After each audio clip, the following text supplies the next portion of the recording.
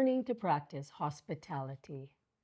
Hospitality actually should be easy because we eat anyways. And so, hospitality is to include someone next to you at your mealtime to offer them table fellowship. It is different than entertainment. It is perhaps the greatest and most common form of people coming together around the dinner table, whatever the table looks like. So here are some principles we need to keep in mind. We need to first of all give attention to the newcomer or outsider on our team, in our neighborhood, or in our church, and be proactive in inviting them to enter our world, to sit around at our table. So, through hospitality, we offer a safe space for those who are lonely or strangers. And a second best is to take such a person out for coffee or a meal in a restaurant, because hospitality doesn't come easy for everyone. This also can be an expression of hospitality, for we say sometimes, let's go out and you'll be my guest today. But I caution the restaurant habit because it can be difficult to include the entire family. And of course, it becomes very costly. We also need to learn to see mealtime as a sacred time. It's more than just food. It's a time where we share and fellowship life together.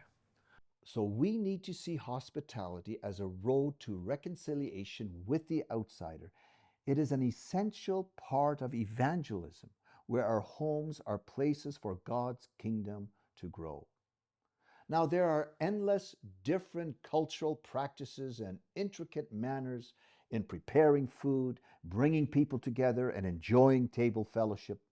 One way to appreciate each other's cultures is to proactively and intentionally be alert to the manners of other cultures and how cultures come together and eat together, and learn from each other how different people practice hospitality. And then, as we eat together, we not only share food together, but we also share our hearts and our lives with each other. So now we would like to just share some practical suggestions from our own experience with Middle Eastern and Central and South Asian people. So first of all, the welcome. Welcomes are very important when guests enter your home. You need to learn how your colleagues and newcomers in your area, how they culturally welcome each other, and see if you can do the same for them. We should always have tea or coffee ready. We don't ask if they want tea or coffee. We have it ready and it's spontaneous. It's also very good to have snacks. I have popcorn here today, but they often love nuts and raisins, different kinds of dried fruits, and of course, special cakes and cookies. Now, what about meal times? For Middle Easterners and Central Asian people, we've learned to cook with basmati rice and meats in sauce, of course, different kinds of sauces. We've also learned that pastas work well, but not sandwich foods. No, not sandwich food. And they love their simple green salads with lots of lemon, greens, mint. Sorry, they don't really enjoy the fruity jello salads we like. What about desserts then?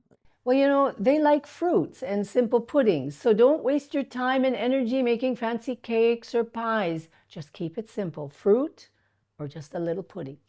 And another way to enjoy hospitality is to go on picnics with lots of kebabs, rice, and these salads. More than just a quick burger or a hot dog or a bologna sandwich. Yeah, these communal people, they love being out in the parks for picnics. Now, be considerate about food restrictions, of course. No pork for Muslims. Forget the hot dogs or the cold cut meats. I've already mentioned that. And vegetarians for some.